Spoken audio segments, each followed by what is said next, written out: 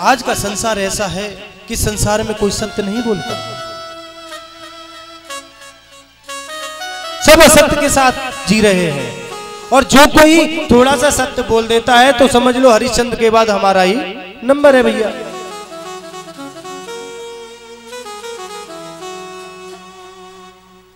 अब नारद जी का आगमन हुआ। नारद जी जा रहे हैं और उन्होंने संसार में एक चीज को देखा कि सभी लोग अपने अपने कार्यों में लगे हुए हैं, कोई भी सत्य नहीं बोलता, सब अपने अपने कार्य में खाना कमाना बस इसी चीज में लगे हुए हैं, कोई भगवान का भजन ही नहीं करता। भगवान का भजन ना करने का मतलब अपने जीवन को नरक समान बना करके जीना है। संसार में जब नारद जी निकले हैं भ्रमण करते हुए तो घूमते हुए देखा कि सनत कुमारों से उनकी मुलाकात हुई। सनत कुमारों ने पूछा कि भैया इस प्रकार कैसे परेशान हो, कहां से घूम घाम के आ रहे हो? मान के महाराज संसार का भ्रमण करते आ रहा हूं, हर जगह गया, केदारनाथ, बद्रीनाथ, मथुरा, वृंदावन, सब जगह पहुंचा, लेकिन सब जगह एक ही चीज मिली है कि सब दुखी हैं, सब दुखी हैं। क्यों?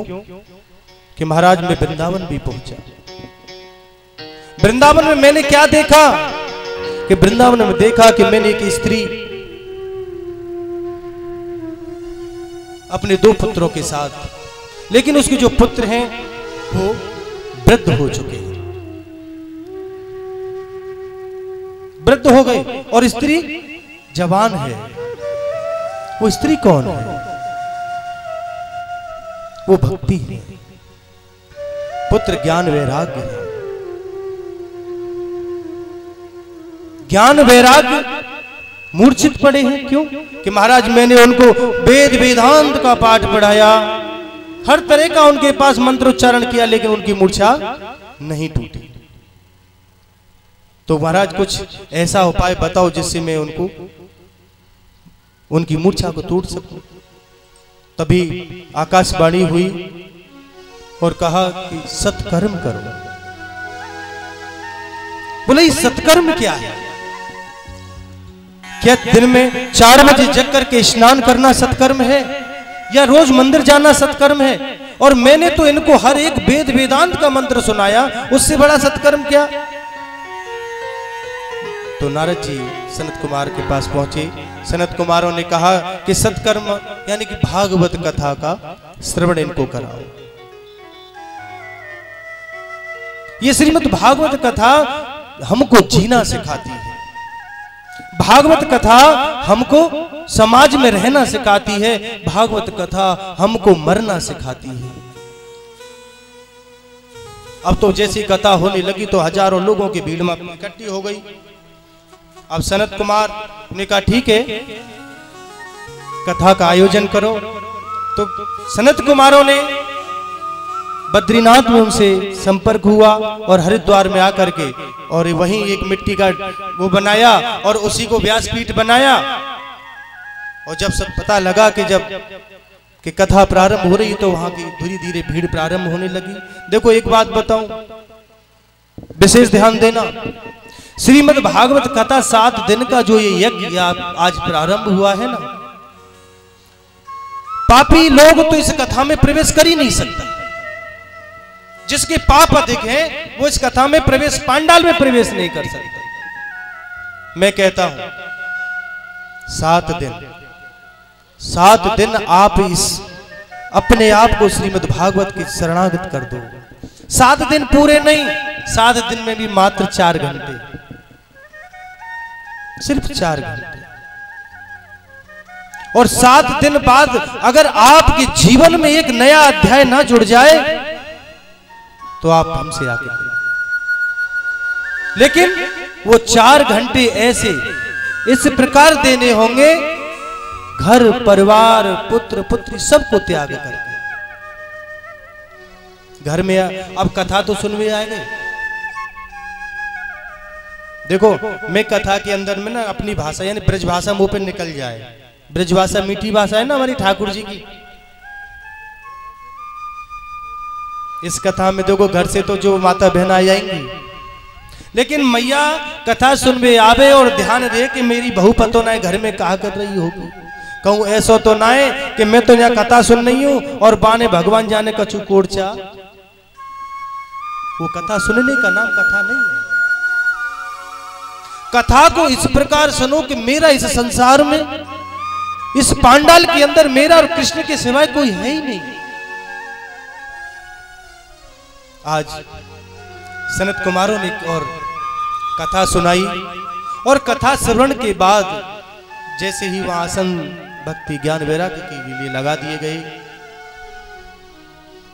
तो भक्ति जैसे ही वहां प्रकट हुई तो भक्ति ने कहा कि मैं कहां बैठूं, मेरा स्थान कहां है। सनत कुमारों ने कहा कि जितने भी इस कथा भाग पंडाल में भक्त जो श्रवण कर रहे हैं, सबके हृदय में जाकर के अपना वास करो। और आइए थोड़ा सा भक्ति माता को मनाते हैं।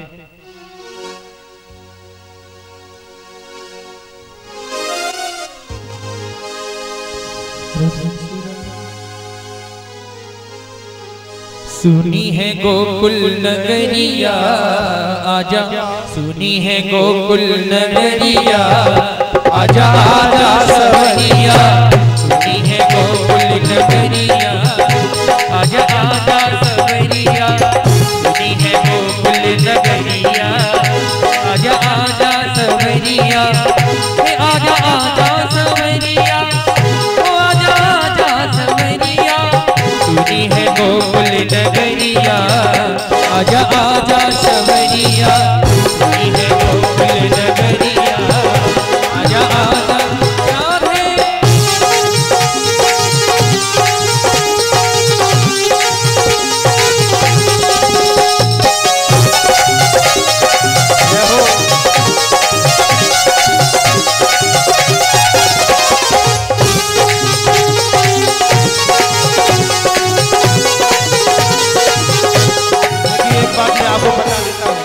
ध्यान देना, वक्ता और श्रोता के बीच में एक ऐसा संबंध होना चाहिए, क्योंकि यहां से जो कथा मैं कह रहा हूं, मेरी कोई सामर्थ्य नहीं है कि मैं कथा या कोई भजन कह दूं, लेकिन जैसे श्रोताओं का मन होगा तो वक्ता को आनंद आएगा।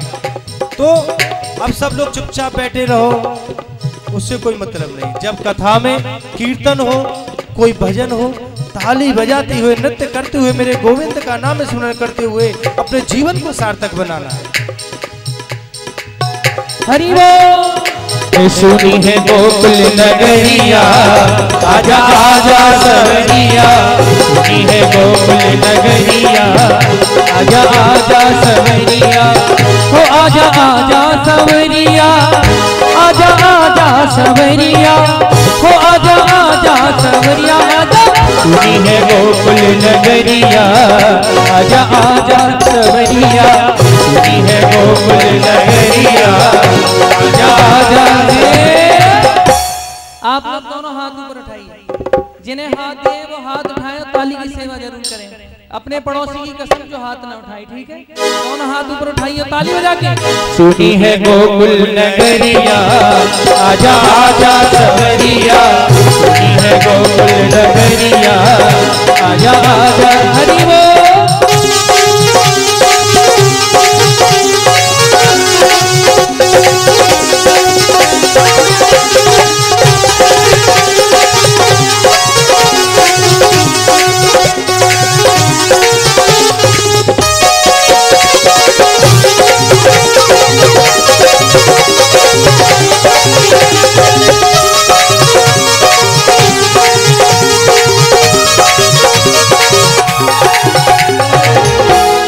हरि वृंदावन के तुम हो राजा, वृंदावन के तुम हो राजा,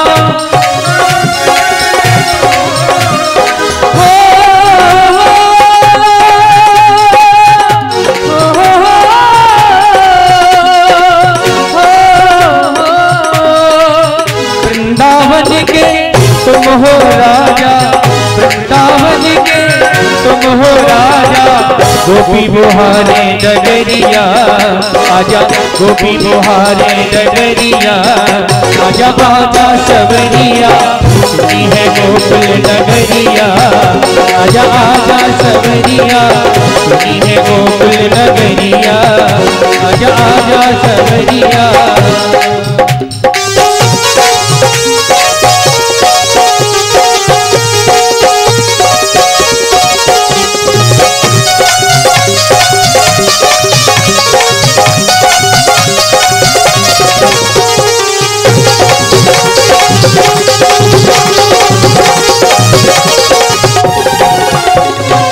गोपियन के सब रास रचावे,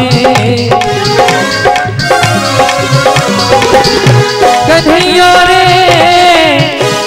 अरे गोपियन के संग रास रचावे, गोपियन के संग रास रचावे, लूट लूट दद माखन खावे, लूट लूट दद माखन खावे, राह बुहारे डगरिया आजा, गोपी बुहारे डगरिया आजा आजा सवरिया, सुनी है गोकुल नगरिया आजा आजा सवरिया, सुनी है गोकुल नगरिया आजा आजा सवरिया।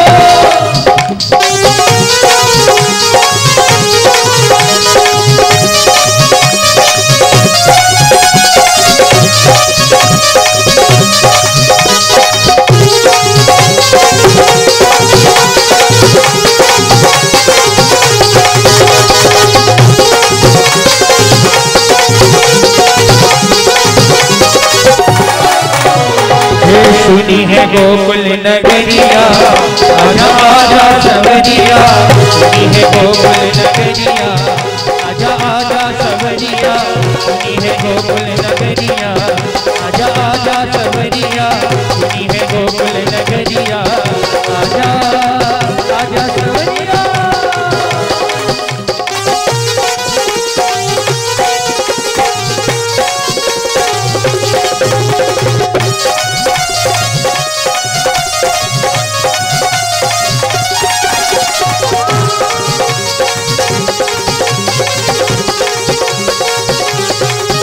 राधे राधे राधे राधे,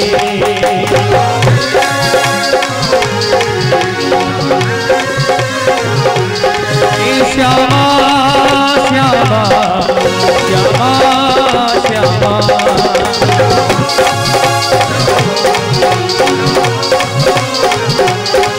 राधे राधे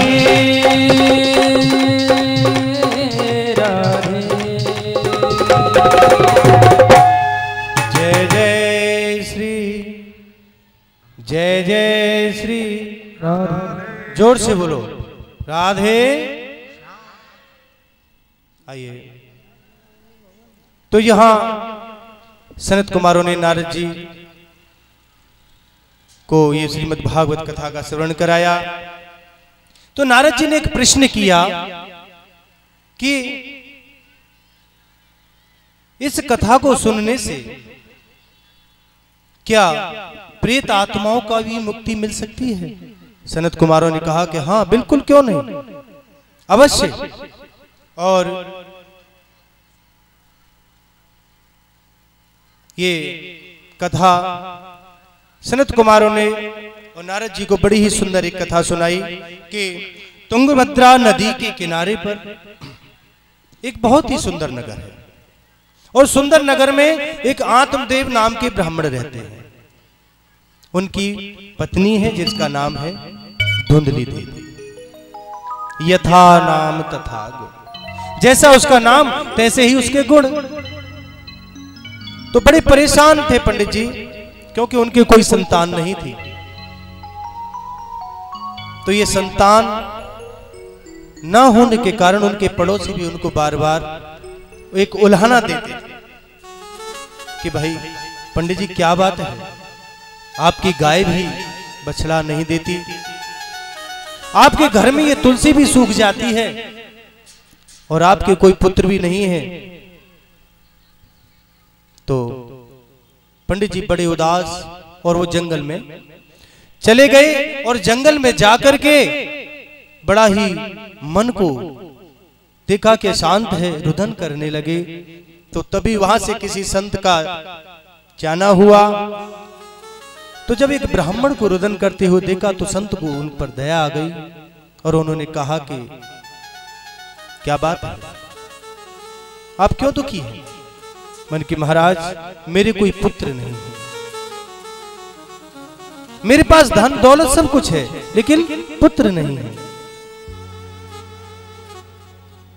उन्होंने देखा, वो अंतर्यामी थे, कि देखो तुम्हारे भाग्य को मैंने देखा है कि 7 जन्म तक तुम्हारे कोई संतान नहीं हो सकती।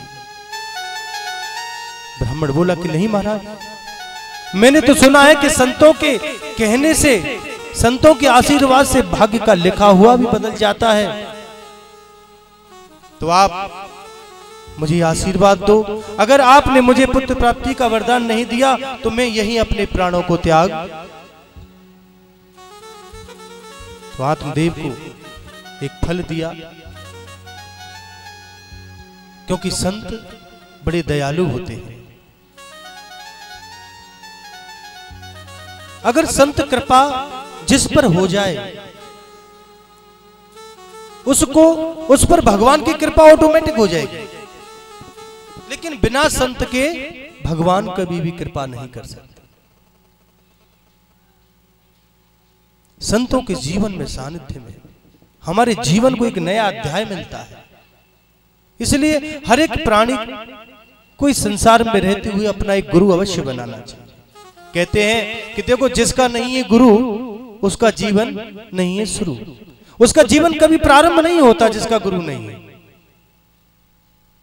वही फल लेकर के आत्मदेव और घर पर आए, उन्होंने अपनी पत्नी को दिया कि लो इस फल को आप ग्रहण करें।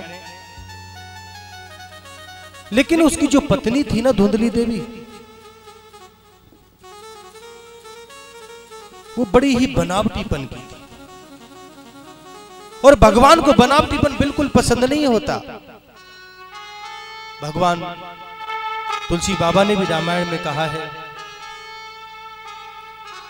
कि निर्मल मन जन सो मोहि पावा, मोहि कपट छल छिंद्र न भावा।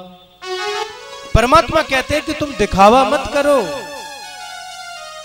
कि जो बनावटीपन करते हो ना, कि ऊपर से नमस्कार और मन में सोचते हो कि ठीक है आना मेरी गली में, देखता हूं तुझको, ये बनावटीपन मेरे कन्हैया को बिल्कुल भी प्रिय नहीं है। ऐसी बनावटीपन जीवन में कभी अपने लिए और ना कि भगवान के लिए तो करो ही मत। और वही बनावटीपन धुंधली देवी में उसने कहा कि अगर मैं फल को खाऊंगी तो आजकल की देखते हो ना, मैं देखता हूं कि मॉडर्न जमाना है, बहुत सी माताएं बहनें कहती ना ना ना ना ना, बच्चा नहीं करना है क्योंकि मेरा फिगर खराब हो जाए। वही धुंधली देवी बोलती है कि मैं बच्चा नहीं करूंगी, और उसने क्या किया, अपनी सहेली से कहा कि मुझे अपना बच्चा दे दे। उसके पास गरीबी थी नितांत,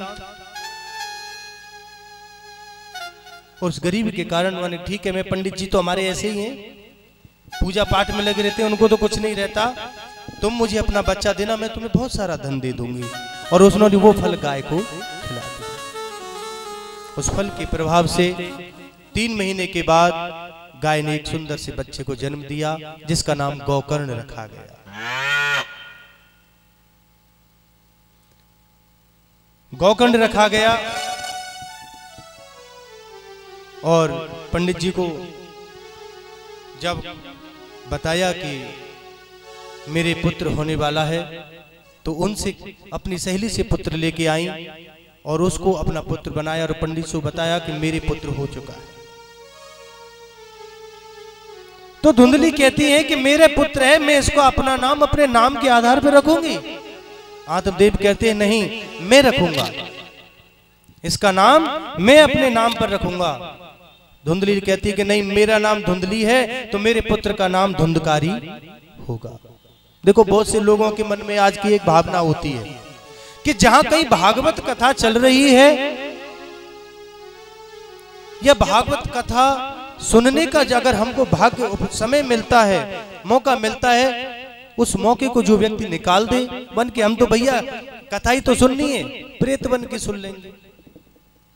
अरे जब को भगवान ने तुमको जीवन दिया है, क्योंकि अगर जहां कहीं कथा भागवत होती तो पांडाल में आओ, भागवत कथा का सेवन करो, लेकिन आने के बाद मन में बात नहीं, सिर्फ गोविंद का ध्यान करते हुए कथा का सेवन करो, तो इस जीवन में एक बदलाव आएगा। लेकिन धुंधली देवी के अंदर कोई बदलाव नहीं आया और धीरे धीरे गोकर्ण जी बहुत ही ज्ञानी हुए और धुंधकारी बहुत ही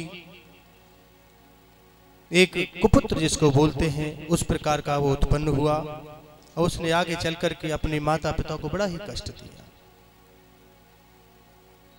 इतना कष्ट दिया कि उसके माँ बाप इस बात को कहने लग गए कि इससे तो मेरे संतान ना होती तो अच्छा था।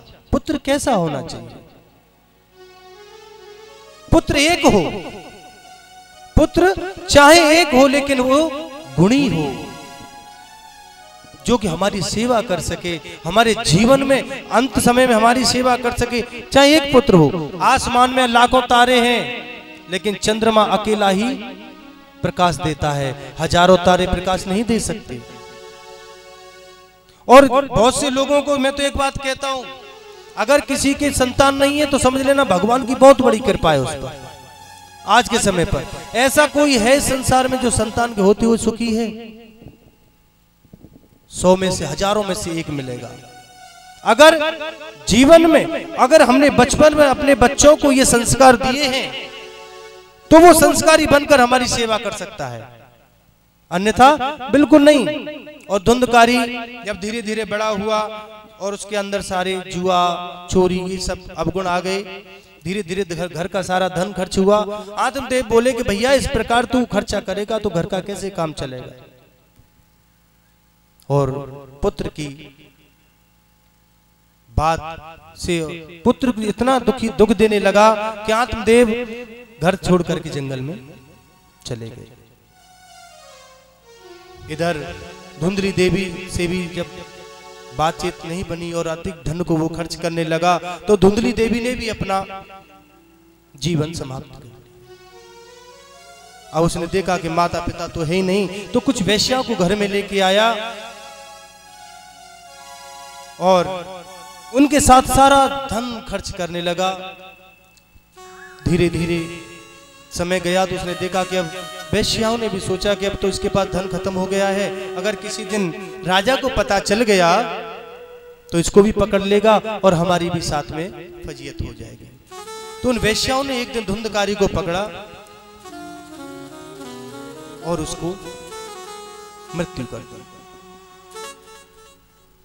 मृत्यु कर दी और मृत्यु देते ही उसको वहीं उसी घर में छोड़ करके और रात्रि को वो वेश्याएं निकल गईं।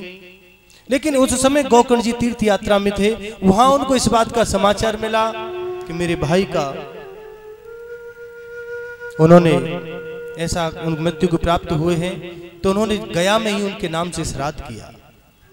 कुछ पश्चात गोकर्ण जी जब लौट के आए तो रात्रि में जब संत कहते हैं ना कि जो संत हो उसको कभी भी कहीं भी भीड़ भाड़ में नहीं रहना चाहिए, संत को एकांत में रहना चाहिए। अगर संत है तो संत क्या है, साधु क्या है? संत वो है जिसकी आत्मा शांत है, संत वो है जिसके बिगड़े हुए कामों को जो साध दे वही साधु है, वही संत है। गोकर्ण जी जब लौट के आए हैं तो रात्रि में पहुंचे, तो वो उसी घर में पहुंचे तो वहां थोड़ी देर उनकी अभी रात हो रही है, जब प्रातः काल होगा तो मैं सबसे मिल लूंगा। लेकिन रात में देखते हैं कि उस घर में कोई छाया उनको बार बार डरा रही है। कभी वो छाया किसी का रूप धारण कर लेती है, कभी किसी का रूप धारण कर लेती है। गोकर्ण जी ने कहा कि भाई कौन हो तुम, इस प्रकार मुझे भयभीत क्यों कर रहे हैं? और उन्होंने जल को अभिमंत्रित कर करके और उस पर छिड़क दिया। तो उसने कहा कि मैं धुंधकारी हूं, तुम्हारा भाई हूं, कि मैंने तुम्हारी मृत्यु का समाचार सुना था, मैंने तुम्हारी मृत्यु का समाचार सुनते ही वहीं श्राद्ध किया। भैया तुम चाहे मेरे कितने भी श्राद्ध कर दो, लेकिन मेरे पाप इतने थे कि उन श्राद्धों से मेरे पाप मुक्त नहीं हो सकते। तो गोकर्ण जी ने सुबह कुछ लोगों से विचार किया कि ठीक है, तुम्हारी मुक्ति का उपाय हम कुछ करते हैं। तो गोकर्ण जी ने श्रीमद् भागवत कथा अपने भाई धुंधकारी को सुनाई और उस कथा को श्रवण करके धुंधकारी मोक्ष को प्राप्त हुआ। लेकिन यहां एक प्रश्न उठता है कि जो भी कथा सुनते हैं सभी को मोक्ष प्राप्त क्यों नहीं हो सकता? इसमें एक विधि है। सनत कुमारों ने कहा कि भागवत श्रवण करने की भी एक विधि है। अगर इस विधि से कोई कथा को श्रवण करेगा तो उसको इसका पूरा ही फल प्राप्त होता है। अब यहां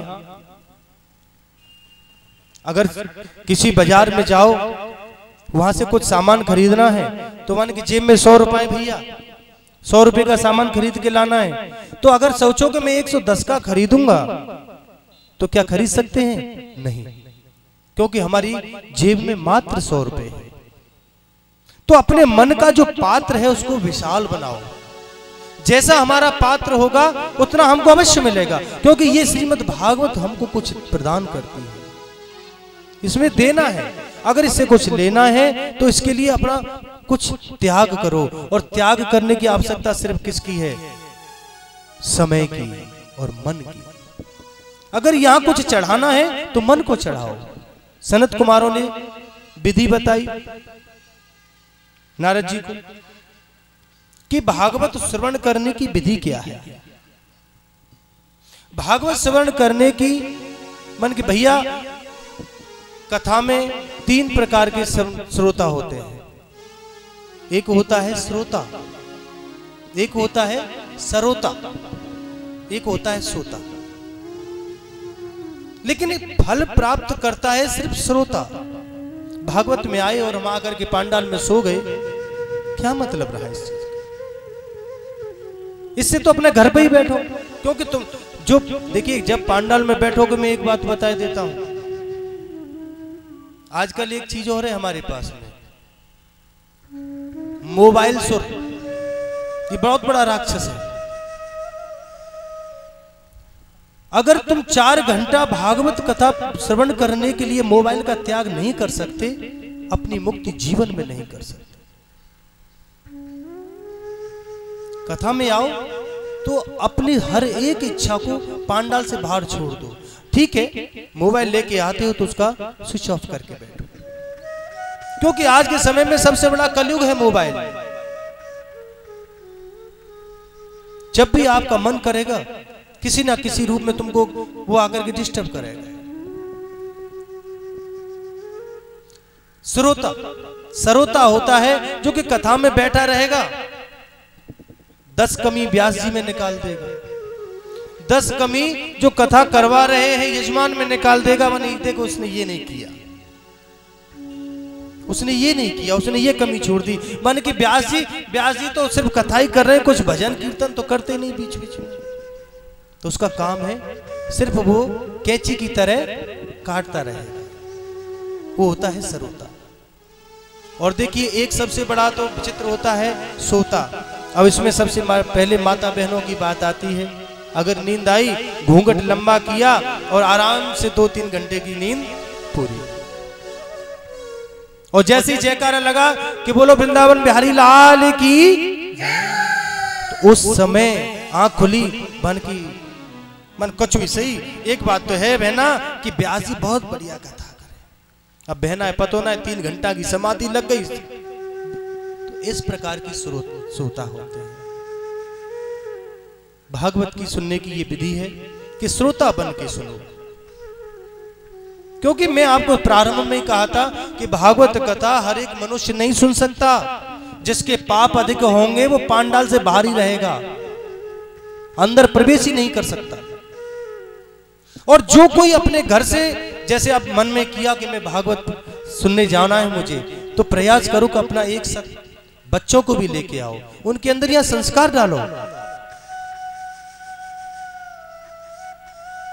ये हमारी सबसे बड़ी कमी है कि हम बच्चों को खुद ही संस्कार नहीं देते,